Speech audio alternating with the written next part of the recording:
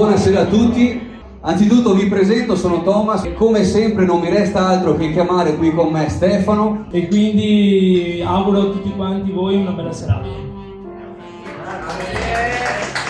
Grazie di essere venuti. E allora con l'augurio che state tutti bene vi auguro una buona cena e mi raccomando energia perché dopo ci si alza e si balla fino al mattino.